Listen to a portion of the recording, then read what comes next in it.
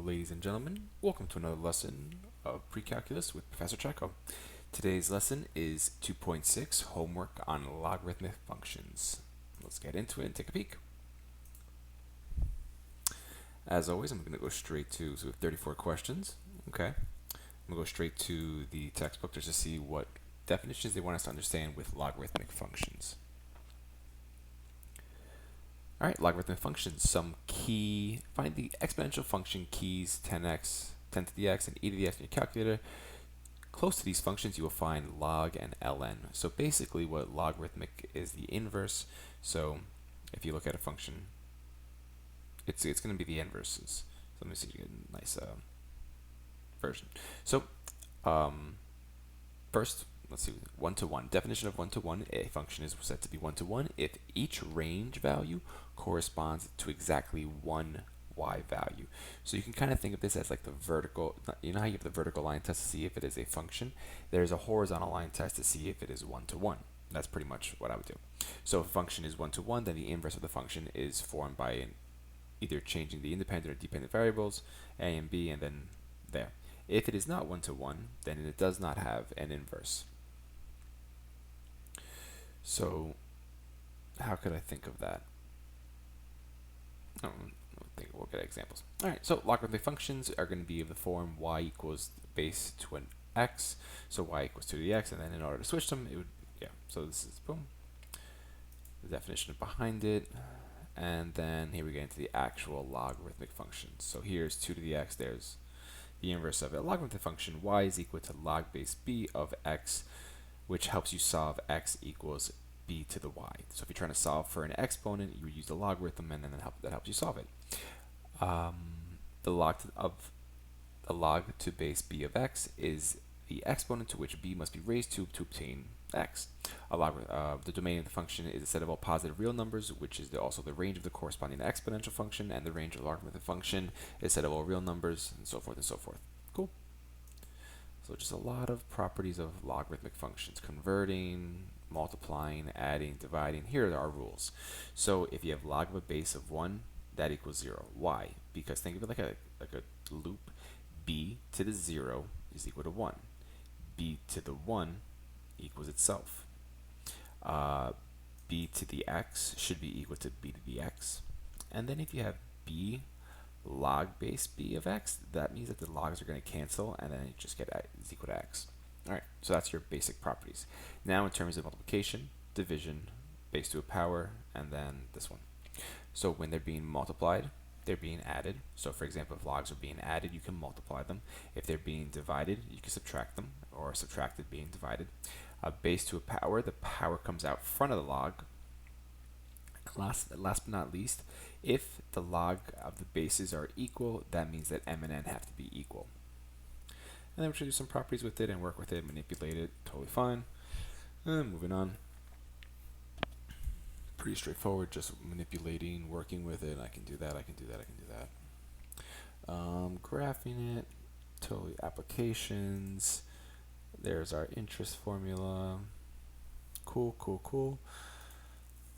I don't really see any issues, just graphing, and then get straight to the practice. All right, cool, let's get into it. So here, write this in equivalent form. So the way I'm going to write this is I start at my base, 2 to the second equals 4. So I'm going to write this as 2 to the second equals 4. That's what they're looking for. So what is this? 8 to the 0 equals 1. You would write that. Here, 25 to the 1/2. If you're not sure what, so I'll just write the 25 raised to the, I could probably even do 1 divided by 2, and then that would be equal to 5. Yep.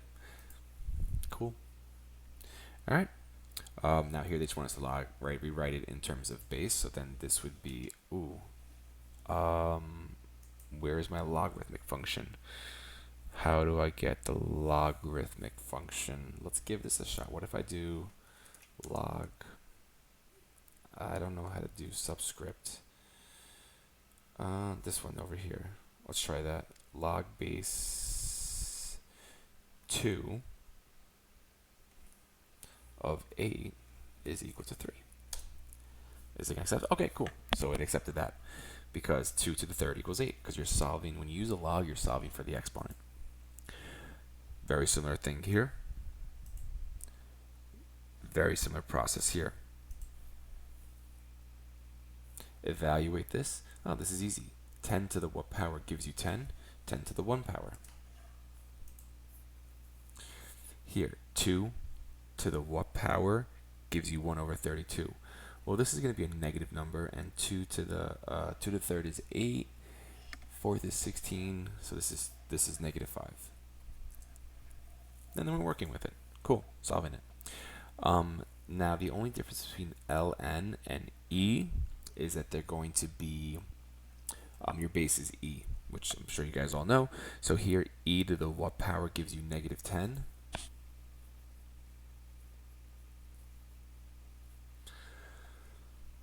I think this is negative 10. Yep. Because ln and e are going to cancel out. They're kind of like inverses of each other. Kind of just like log. So here, c to what gives me n to the third. I think this one's just 3 log base. I don't know how to do the base subscript. Is there? Oh, shift and then underscore. What is that? 2. C. And then here, I could just put the n. Because this is an exponent, so the exponent comes out front. That's one of the rules on it. Right, in terms of simpler forms. Well, now.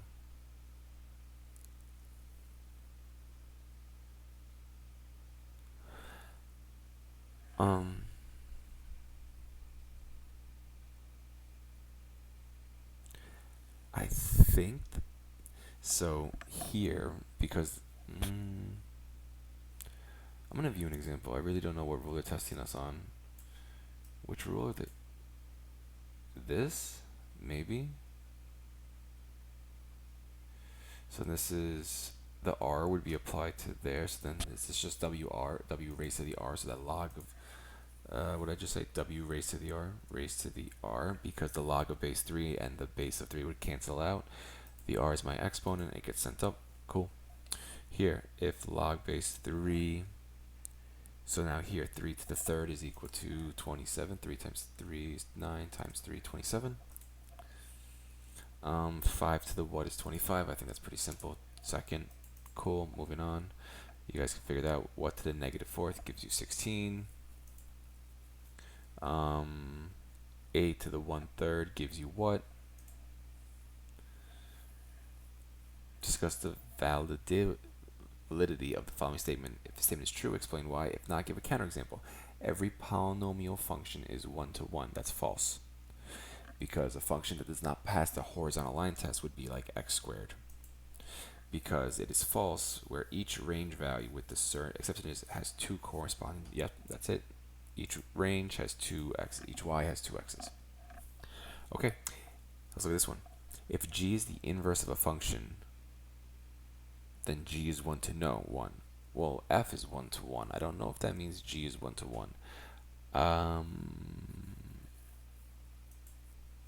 Maybe. I'm going to go with C, I think. Yep. If f is an inverse of g, then g is an inverse of f. And then therefore it has to be 1 to 1. That makes sense. If f is 1 to 1, then the domain of f is equal to the ring.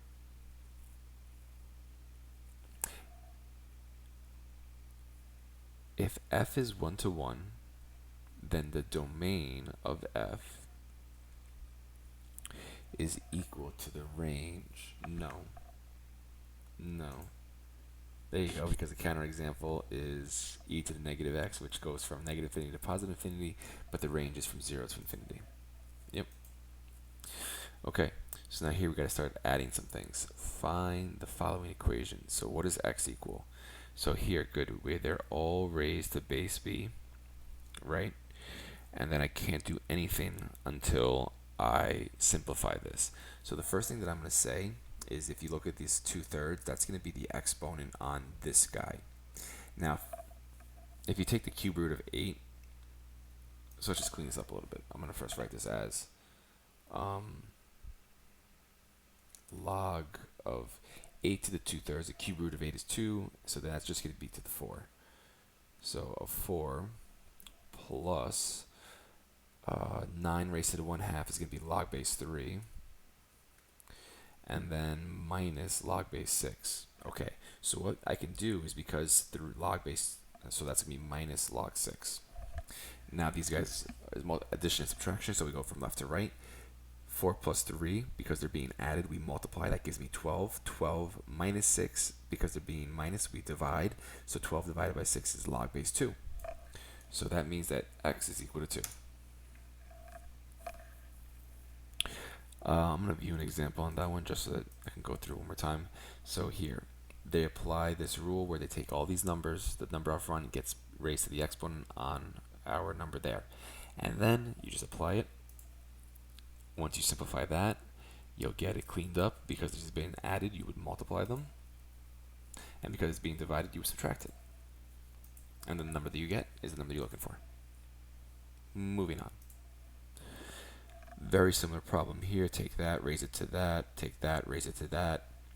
Take that, raise it to that. Wait, these are being...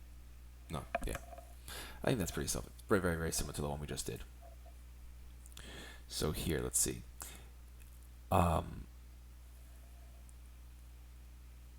There's nothing I can do here. You cannot break up a parentheses, but because this is x plus x, this is the log base x plus log base x plus minus 3, we do the same exact thing where we multiply.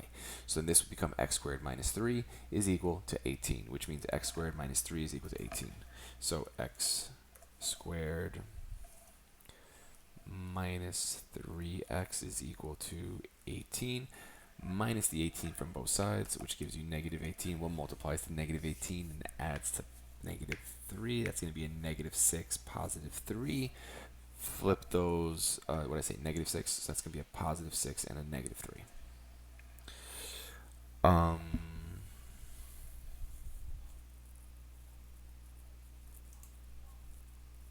Negative 6, positive 3, is that not what I said? Maybe we can't have negative answers. Because then we get a 0.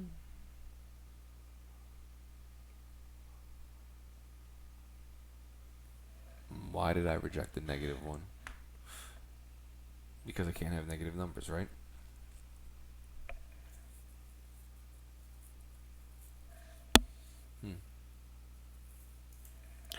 Alright, so let's see. Here we have any graph the following equation. So, I mean, I can just take this into Desmos, right? So let's take this right into Desmos. Let's go back to the assignment. Oh, I lost Desmos. There it is. And let's just graph this. So y equals log subscript 3 of parentheses x minus 5, close parentheses.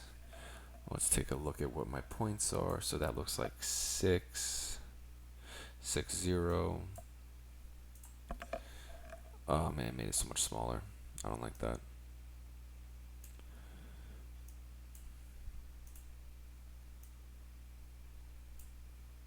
No, I want to go there.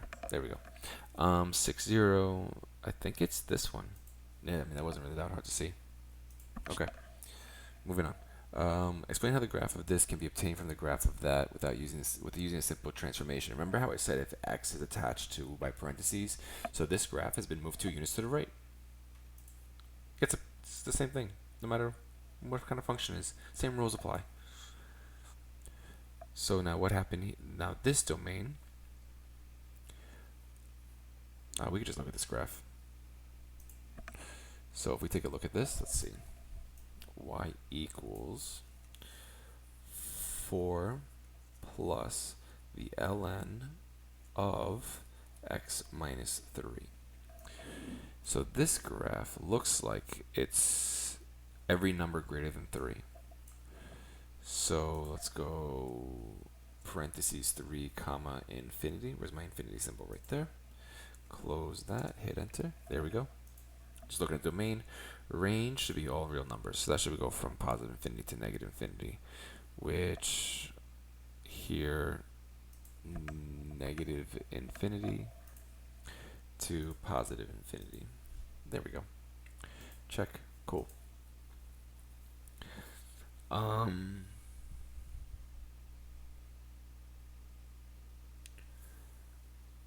They just want us to find log of what is equal to that.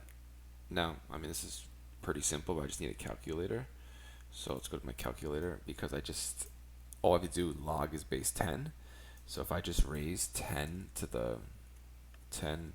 raised to the 1.6787, that's my answer. How many decimal places? 4. 1, 2, 3, 4. So 200. X. Now you gotta raise it to the negative 1 point. Pretty self-explanatory, right, guys? Let's do it. What's this gonna be? Negative raised to the negative 1.9889. There's my answer. 4 decimal places, 1, 2, 3, 4. That goes to a 3. Cool. And now for ln, the only difference is that it's going to be e. So here, I'm going to raise it to e raised to the 3.3779. There's my answer. 4 decimal places, 1, 2, 3, 4 goes to a 2. And as you can see, I'm just plugging in numbers. Like, easy. Yeah, so I'm going to leave this. Solve the equation. 10 to the x is equal to 13. Now what you would need to do is you would need to plug in log. Now this would be log base 10 of 13 is equal to x. And I go to Desmos. And let's just type that. My only question is going to be typing it. So if I do log base 10, which is already going to be, I don't need to put the 10. And then if I just put 13, I'll get this answer. Just to prove my point, I'll do log 13. And I get the same answer. So I didn't need the base because it already is base 10. So let's change that. And to 4 decimal places. 1, 2, 3, 4. Stays down. Hit enter. Beautiful. Here, e is just going to be ln. Now here, this is going to be something slightly different because what I'm going to need to do is change it here. For my log, instead of base 10, it's going to be base 2.712, and now this is going to be equal to 4. So the way that this question is now going to work is that when I plug this in, this is now obviously equal to 9t. This divided by 9 gives me t. 4 decimal places. 1, 2, 3, 4.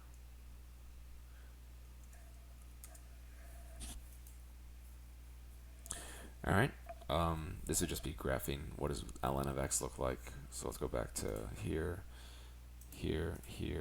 Let's cancel this, and let's just do ln of x. ln of x kind of looks like that. So that would be this graph. And then the graph is always increasing but does not decrease. The graph increases on the interval from 0 to infinity because it's never equal to 0, but it's never equal to 0, and it goes all the way up to positive infinity, which is, where's my infinity symbol? Right there. And does not decrease. There's my graph.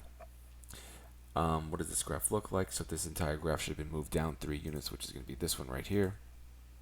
And again, you just need to know what ln of x looks like. Where's the graph increasing? The same exact thing because I didn't move left or right. It's still from 0 to infinity.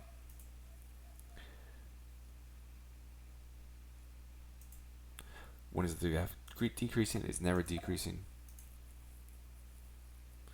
Why the logarithm of 1 for any permissible base is 0? Because anything to the 0 power is equal to 1. Any non-zero number to the 0 power is equal to 1.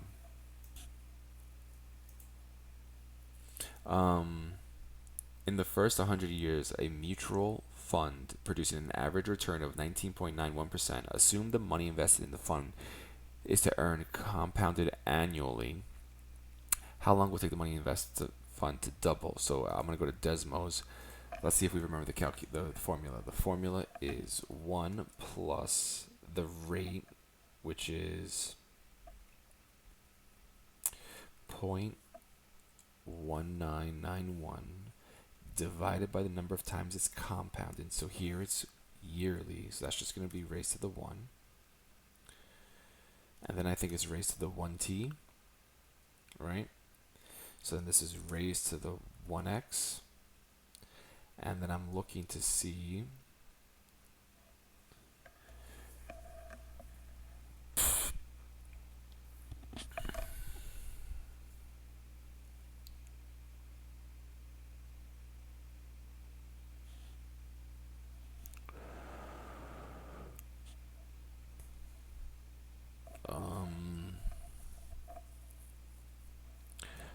I need to see an example because I'm just not sure if I'm writing the right formula.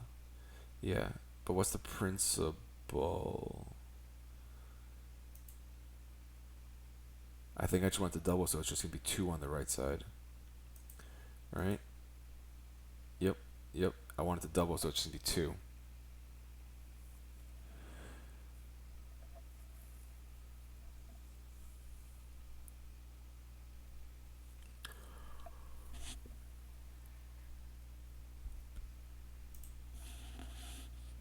Oh, I'm sorry. This is equal to y. Y equals.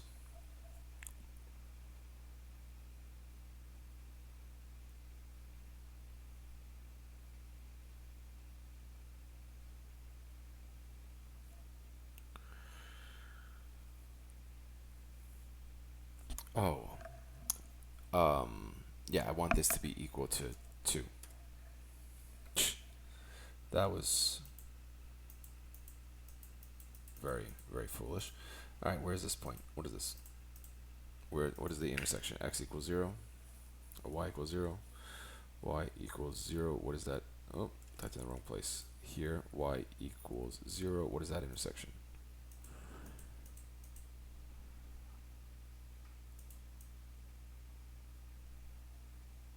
To the nearest year. So can I just put 4?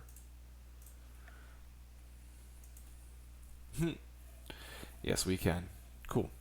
Going back to Desmos, let's see if there's anything here. So yeah, basically I'm looking to see when this account is going to double. So you basically just put that equal to 2 because the principal, no matter how much you put, if I put $5,000 here, this is 10. If I put $20,000 here, this is 40. It's going to be a ratio of doubling. And then you're going to find that point of intersection. Boom, done. Not even need this because the answer is going to be 4. All right, moving on. What's up next? Let's keep going. Investing. How many years will it take $4,000 to grow to $6,010 if it is invested at 9%? So I'm going back to Desmos. Here's my formula, right? So the first question is going to be quarterly, which means this number is going to get changed to 4. This one's going to change to 4. I'm going to be investing, change that to Y, and I'm going to be investing $4,000, and it's going to be at 9%, so that's going to be 0.09%, right? And we want to know when this is going to be equal to 6,100. Oh, I can't have 1,000. That's right. Okay. So this answer is going to be round to 2 decimal places. So let's go to y equals 0. And it looks like that point is 4.74. Let's do 4.74.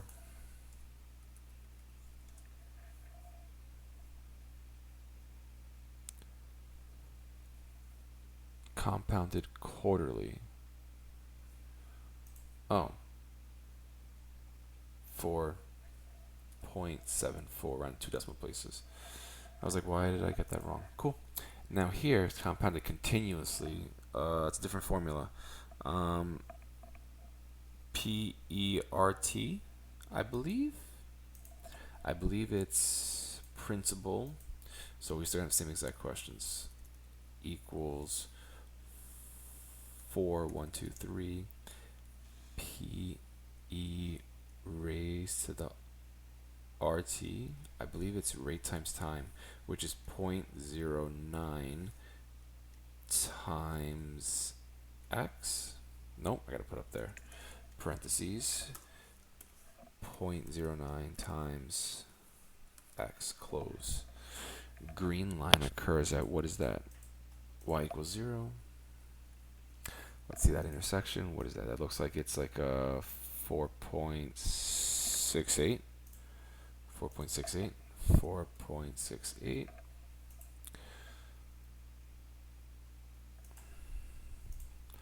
That PERT.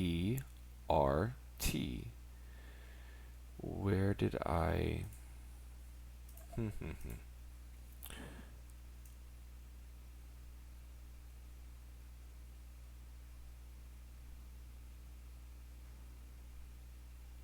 Should I try 6.9? There we go. I was off by a little bit. Okay, cool. How many years will it take $3,000 to grow to $5,000 if it is compounded continuously? So I believe I just go to Desmos.